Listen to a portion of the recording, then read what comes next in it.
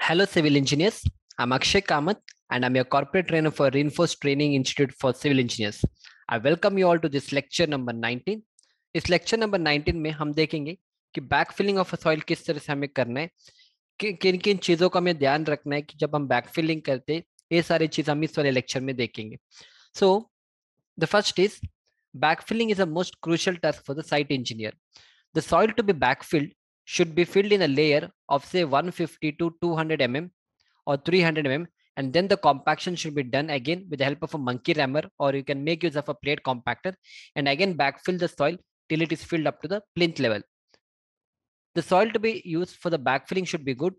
If the good soil is not available, soil should be ordered for backfilling. So अगर आपको याद है तो हमने क्या किया था, हमने कॉम्पैक्शन, हमने क्या किया था, एक्सकवेशन किया था.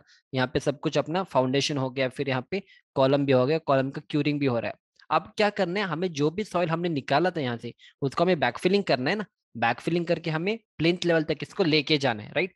तो इसलिए हमें क्या करना है, जब हमने एक्सकवेशन करने के बाद we have to do the backfilling. आप देख सकते हैं यहाँ पे हमने सारा एक्सकवेशन किया, फिर मिट्टी को हमने यहाँ पे स्टोर किया था, फिर इस मिट्टी को फिर इस एक्सकवेशन के पिट में हमें भरना है. अब जब हम इस एक्सकवेशन पिट में हम इसको जब भरेंगे, ऐसा नहीं है कि एक साथ आप पूरा भरोगे और फिर कॉम्पैक्शन करोगे. तो इस तरह से करोगे तो क्या होगा, सेटलमेंट होने का चांसेस ज्यादा है. तो इसलिए the backfilling is a most crucial task for the site engineer. The soil to be backfilled should be filled in layers. मतलब आप क्या करोगे, 150 mm तक एक बार भरोगे, फिर आप कॉम्पैक्शन करोगे. या मान लो 200 mm, मैक्सिमम आप 300 mm तक भर सकते हो, इससे ज्यादा हम अलाउ नहीं करते. Maximum 300 mm.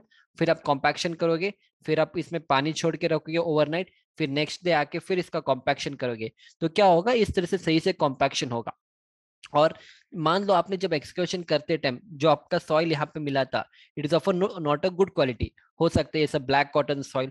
तो इन दैट केस हमें क्या करना है, जब हम बैकफिलिंग करेंगे तब इसी सॉइल को हम यूज नहीं करेंगे, हम बाहर से एक्स्ट्रा सॉइल लेके आएंगे. एडिशनल कॉस्ट विल इनकर, तो हम उसको पे करेंगे. जो अच्छा वाला सॉइल है उसको फिर से लेके आएंगे और हम इसको बैकफिलिंग में यूज करेंगे. That is why the soil to be use for the backfilling should be good. If good soil is not available, जैसे मान लो आपने जब एक्सकवेशन किया, आपको कुछ ब्लैक कॉटन सॉइल आ गया, या मान लो कुछ सॉइल आ गया जो अच्छा नहीं है, तो हम क्या करेंगे, बाहर से हम सॉइल मंगवाएंगे और फिर इसका हम बैकफिलिंग करेंगे, right. So this is how it has to be done. अब आप देख सकते हो यहाँ पे हमने बैकफिलिंग किया है. किस तरह से हम बैकफिलिंग किया, हमने फिर से मिट्टी इसमें डाला, फिर हम क्या करेंगे, इस तरह से पानी छोड़ के रखेंगे इसमें. That is called as consolidation. तो एक दिन तक हम इसमें कंसोलिडेशन करेंगे. मान लो अगर कोई भी वॉइड्स होता है सॉइल में सब, तो क्या होगा, सॉइल विल एब्जॉर्ब एवरीथिंग. तो उसमें जितने भी पानी वो एब्जॉर्ब कर सकते हैं, सॉइल सब कुछ एब्जॉर्ब करेगा. फिर हम इसमें कॉम्पैक्शन करेंगे. तो आप देख सकते हैं इस तरह से हमें काम करना होता है साइड पे. आप देख सकते हैं आपने पानी छोड़ के रखा है, तो मान लो नेक्स्ट दिन आप आओगे तो इस इतना सेटलमेंट हो जाएगा. फिर आप क्या करोगे, इसमें कॉम्पैक्शन करोगे with help of a plate compactor और with the help of a monkey rammer. तो फिर आप इस तरह से आप करोगे. देखो यहाँ पे प्लेट कॉम्पैक्टर, बंदा प्लेट कॉम्पैक्टर चला रहे हैं, तो इस तरह से प्लेट कॉम्पैक्टर चलाएंगे. अब एक लेवल तक आ गए हम लोग यहाँ पे, फिर इसमें और अप टू 300 mm. देखो हमें क्या करना है, इस तरह से मार्किंग करना है. मैं आपको दिखा दूंगा मार्किंग किस तरह से करना है. देखो, अब नेक्स्ट मान लो आप यहाँ से, नेक्स्ट आप मान लो कि आप यहाँ से यहाँ तक बैकफिलिंग करोगे. लेट अस से दिस इज 200 mm और 300 mm. आप इतना मिट्टी भरोगे यहाँ तक, फिर आप पानी छोड़ के रखोगे, फिर नेक्स्ट दिन आके फिर कॉम्पैक्शन करोगे, फिर इस तरह से प्लेट कॉम्पैक्टर का यूज करेंगे. क्योंकि एक्चुअली होता क्या है, जब हमने एक्सकेवेशन किया था, देखो अभी ये जो सॉइल यहाँ पे है, यहाँ पे कुछ एक्सकेवेशन हमने नहीं किया. यहाँ पे सॉइल बहुत अच्छा क्वालिटी का सॉइल है, it is a very good soil.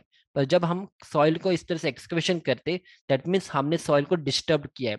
Soil में जो भी इसका लेयर था, जो भी उसका मॉलिक्यूल था सॉइल का, सब एवरीथिंग इज डिस्टर्ब.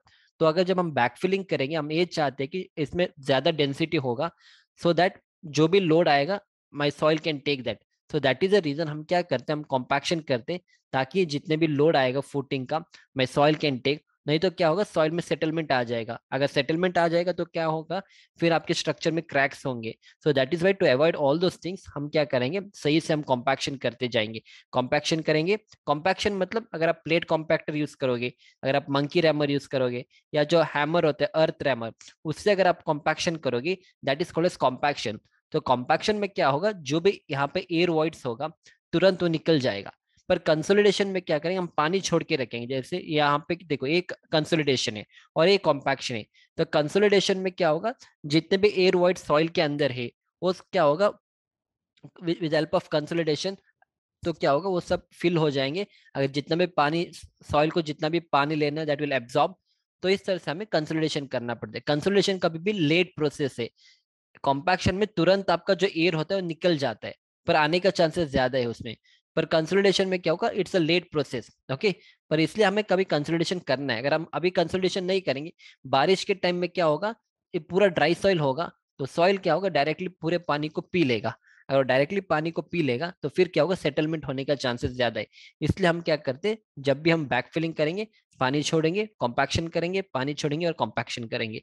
तो इस तरह से हमें एग्जीक्यूशन करना है। तो फाइनली अगर हम प्लिंथ लेवल तक आ जाएंगे, इस तरह से हम रोलर को अभी यूज कर सकते हैं कॉम्पैक्शन करने के लिए।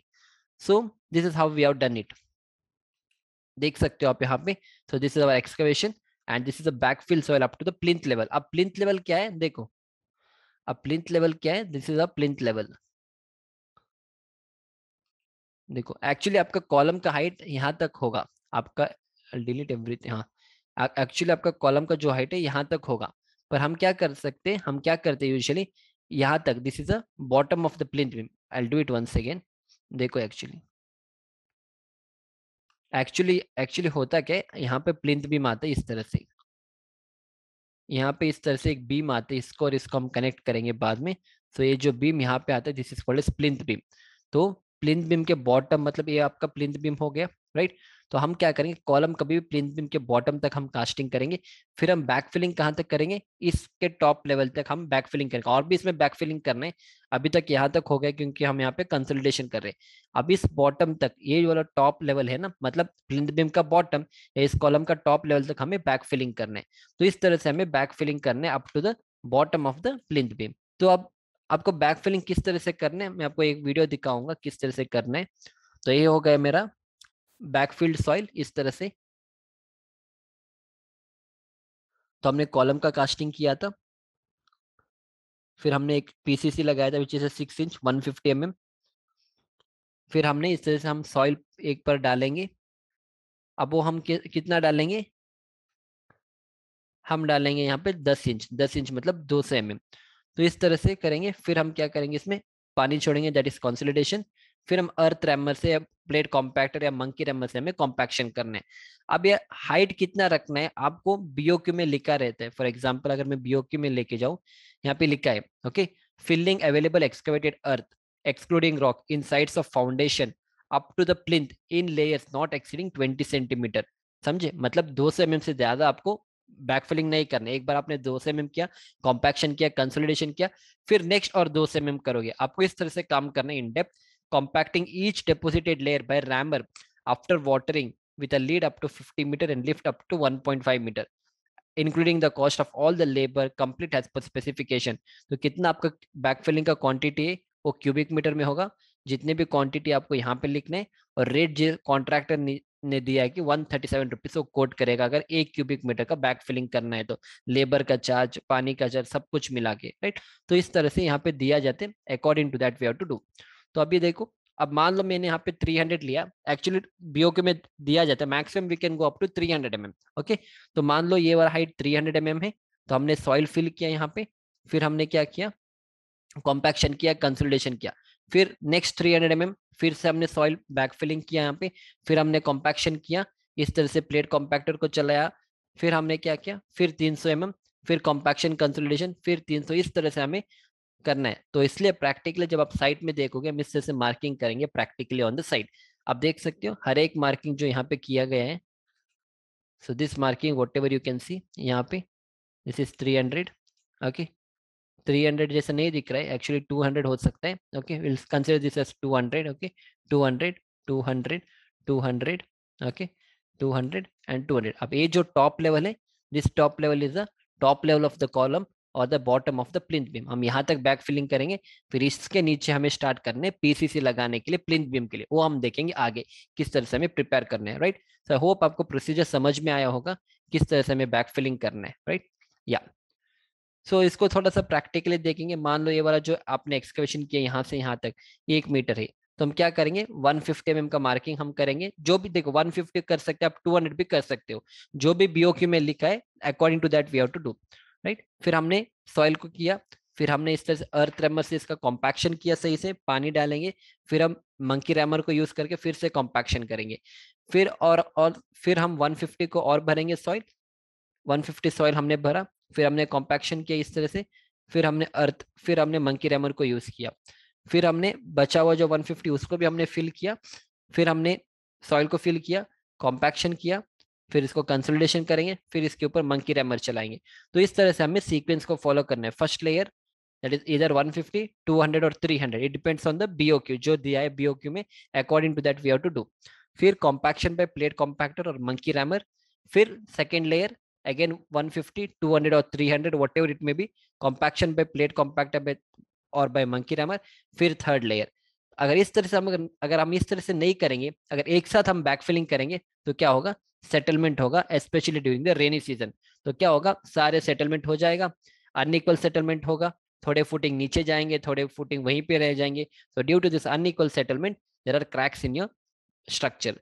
तो दैट इज द रीजन हम क्या करेंगे, बैकफिलिंग को we should do in layers, right. So I hope आपको यहाँ तक समझ में आया होगा। So will see you back in the next lecture. Thank you.